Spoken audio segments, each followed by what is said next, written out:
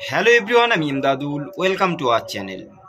মুসলিম vote বিজেপিতে যাচ্ছে না কেন, এই বিষয় নিয়ে শুভেন্দু অধিকারী খোলামেলা আলোচনা করেছে। তিনি বলেছেন যে নন্দীগ্রামে যে সংখ্যালঘু সেলের সভাপতি রয়েছে, সে বলেছে যে মুসলিম যে ভোটগুলো বিজেপিতে দেবার জন্য চেষ্টা করে তাদেরকে বুঝিয়ে রাখে এই সমস্ত ইমাম সাহেবগণ। তিনি দাবি করেন নন্দীগ্রামের যে এলাকায় সংখ্যালঘু অধ্যুষিত, যেখানে মুসলিমরা বসবাস করে, সেখানে বিজেপি ভোট পায়নি বলে বিজেপির সংখ্যালঘু সেলের যে দায়িত্বে রয়েছে তাকে যখন জিজ্ঞাসা করা হয় যে কিসের জন্য এই সংখ্যালঘু এলাকা থেকে বিজেপি ভোট পায়নি, তখন সেই সংখ্যালঘু সভাপতি পরিষ্কার শুভেন্দু অধিকারীকে জানিয়ে দেয় যে সংখ্যালঘুদের লিড করে এই এলাকার মুসলিম ইমাম সাহেব যে রয়েছে তানারা। সেই জন্য ইমাম সাহেব বারণ করেছে যে বিজেপিকে ভোট দেবেন না, বিজেপিরা সাম্প্রদায়িক একটি রাজনৈতিক দল। তাছাড়া সে ইমাম সাহেব নাকি বলেছে যে এই মুসলিম যারা রয়েছে এদের পুরোপুরি বিরোধী বিজেপি রাজনৈতিক দল, সুতরাং একে কোনো ভোট দেওয়া যাবে না।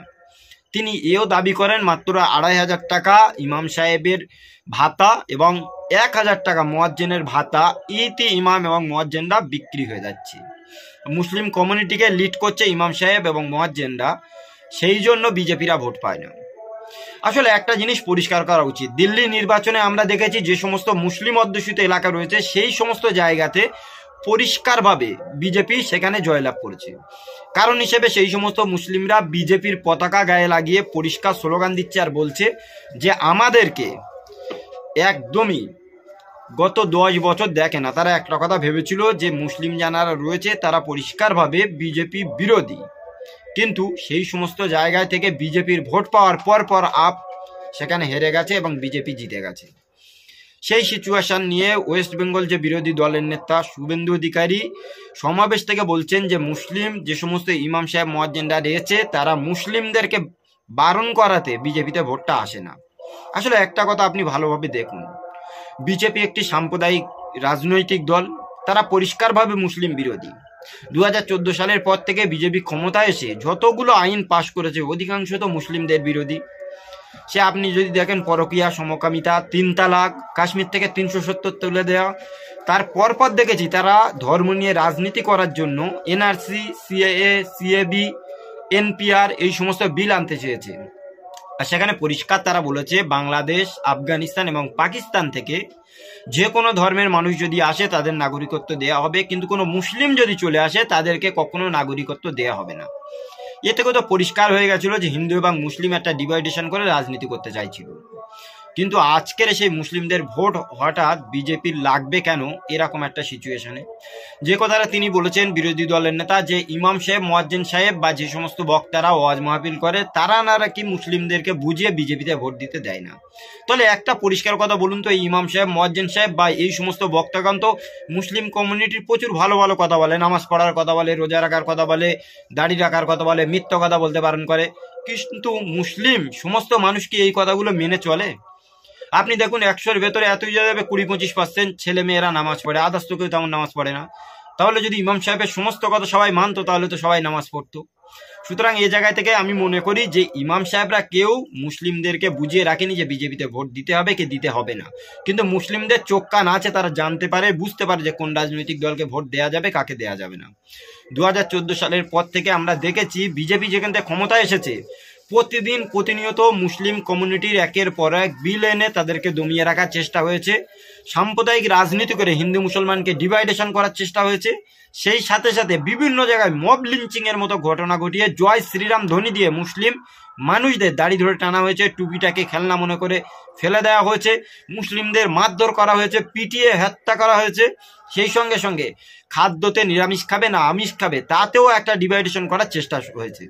এমনকি যে সমস্ত মানুষগুলো ডেলিভারি বয়ের কাজ করে তাদের কাছে তাদের ধর্ম জিজ্ঞাসা করা হয়েছে, খাবার আনার পরে তুমি কোন ধর্মে বিশ্বাসী বলো, তারপর তোমার কাছে খাবার কেনা যাবে, তোমার হাতের খাবার খাওয়া যাবে। সুতরাং এরকম ভাবে একটা সাম্প্রদায়িক রাজনীতি করার পরেও মুসলিমদের ভোট এখন তাহলে লাগছে কেন বিজেপির, এটা এখন বুঝতে হবে।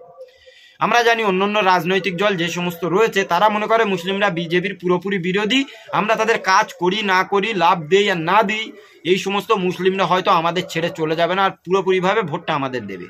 এই জায়গাটা সমস্ত রাজনৈতিক দল এখন ভুল করছে, যেটা দিল্লিতে আপ করেছে। দিল্লিতে আপ 1-2 দিন নয় 10 বছর সরকার চলেছে, কিন্তু মুসলিমদেরকে কোনো রকম সাহায্য সহযোগিতা করেনি এবং সমাজের সব থেকে নিচু জায়গায় এই মুসলিমদের রেখেছে। কোনো কাজ মুসলিমদের না করার জন্য মুসলিমরা রাগ এবং ক্ষুব্ধ হয়ে শেষে বিজেপির পথটাই বেছে নিয়েছে। কারণ মুসলিমরা এই জায়গায় জেনে গিয়েছিল যে এখানে বিজেপি, আপ এবং কংগ্রেস ভোটে দাঁড়াচ্ছে, আমরা যদি আপ এবং কংগ্রেসকে ভোট দিই ভোট ভাগাভাগি হয়ে বিজেপি সেই জিতবে, তার থেকে বেটার সাজেশন হচ্ছে বিজেপিকে ডাইরেক্ট ভোটটা দিয়ে দেওয়া। দিল্লির ইমাম অ্যাসোসিয়েশনের সাজিদ রশিদি সর্বপ্রথম ভোট দিয়ে তিনি ফেসবুক মিডিয়াতে প্রকাশ্যে মুসলিম কমিউনিটির ভাষণ দিয়ে বলেই দিয়েছে যে আমি একজন মুসলিম ইমাম সাহেব হয়ে জীবনের প্রথমে আমি আজকের বিজেপি ভারতীয় জনতা পার্টিকে ভোট দিয়েছি। সেই সাথে সাথে বিভিন্ন জায়গায় মুসলিমরা দেখতে পাচ্ছি বিজেপি জিতে যাওয়ার পরে ঢোল ঢাকনা নিয়ে সেলিব্রিটি করছে। সো এরকম একটা সিচুয়েশনে অবশ্যই যে সমস্ত অরাজনৈতিক বা রাজনৈতিক সিচুয়েশন রয়েছে তাদেরকে অবশ্যই ভাবতে হবে যে মুসলিমদেরকে কখনো দুদেল গায় ওই যতই মনে করবেন যে লাথি মারলেও যেরকম তারা আমাদের দলে থাকবে, এরকম যদি কেউ ভেবে থাকে কোনো রাজনৈতিক দল তাহলে ভুল করছে। আগামী দিন বিজেপি হোক বা অন্য কোনো রাজনৈতিক দল হোক মুসলিমরা তাদের বিপক্ষ ঠিক দেখে নেবে, কারণ তারা চায় উন্নয়ন, তারা চায় শিক্ষা, তারা চায় স্বাস্থ্য, তারা চায় পানীয় জল, তারা চায় ঘরবাড়ি, বাসস্থান। এই সমস্ত জায়গায় থেকে যদি তাদেরকে বঞ্চিত করা হয় মুসলিমরা তাহলে রাজনৈতিকভাবে অন্য না কোনো রাজনৈতিক দলের বিকল্প হিসেবে অবশ্যই দেখবে, যেটা আমরা বিগত দিনে দেখেছি।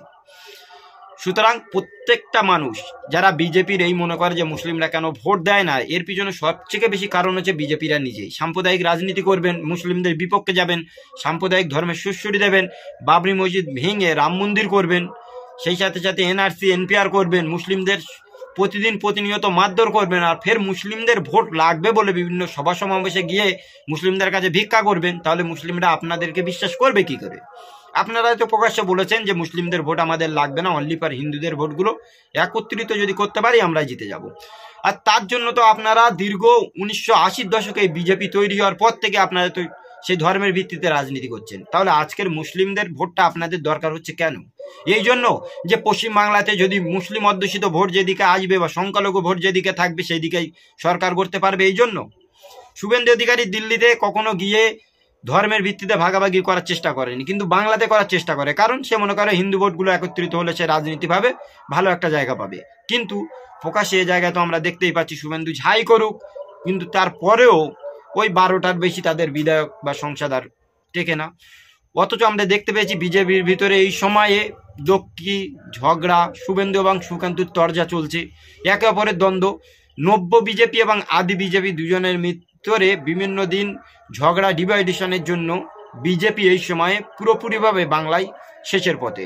অন্যান্য রাজনৈতিক দল তারা যদি অ্যাক্টিভ ভালো রকম ভূমিকা পালন করতো, যদি সে সিপিআইএম হতো, যদি সে কংগ্রেস বা আইএসএফ এরা যদি অ্যাক্টিভ ভূমিকা পালন করতো, পুরো বুথ লেভেল থেকে শুরু করে নিয়ে পঞ্চায়েত লেভেল, সেই সঙ্গে বিধানসভা লেভেল বা লোকসভা লেভেলে ভালো ভালো নেতৃত্ব তৈরি করতে পারতো, অ্যাক্টিভ ভূমিকা পালন করতো দেশ গ্রামে, তাহলে দেখতেন এই সময় বিরোধী দল কিন্তু বিজেপি থাকতো না, পশ্চিমবাংলা অন্য কোনো বিরোধী দল হিসেবে উল্লেখ হয়ে যেত। কিন্তু তাদের সেই সমস্ত রাজনৈতিকদের ভালোভাবে অ্যাক্টিভ ভূমিকা না থাকার জন্য বিজেপি এখন বিরোধী দল রয়েছে। আর আগামী বিধানসভা নির্বাচনে এখন দেখার বিষয় যে সত্যি সত্যি মুসলিম ভোট কাছে টানার জন্য মুসলিমদের কিভাবে তারা একত্রিত করার চেষ্টা করছে। সুতরাং অন্যান্য রাজনীতিরা এই সময় যদি একটু ভালো অ্যাক্টিভ ভূমিকা পালন করে হয়তো আগামী দিন বিরোধী দলের জায়গায় আসতে পারে। সুতরাং আপনাদের কি মতামত যে মুসলিম ভোটের জন্য শুভেন্দু অধিকারী সহ সুকান্ত, দিলীপ ঘোষ এরা কিসের জন্য হঠাৎ পশ্চিমবাংলা মুসলিমদের দরদাতে উঠছে? আগামী বিধানসভায় মুসলিম ভোট টানার জন্য, না তারা গদিটাকে দখল করার জন্য মুসলিমদেরকে এই সময়ে ভালোবাসার চেষ্টা করছে? সে বিষয় নিয়ে অবশ্যই আপনারা কমেন্টে মতামত দেবেন। আপনাদের মতামত অবশ্যই আমরা রিড করব এবং কমেন্টে অ্যান্সার করার চেষ্টা করব। সুতরাং আজকের এই ভিডিওটি এই পর্যন্ত, দেখা হবে অন্য কোনো দিন অন্য কোনো টপিকে। সকলে ভালো থাকুন, সুস্থ থাকুন। Thank you.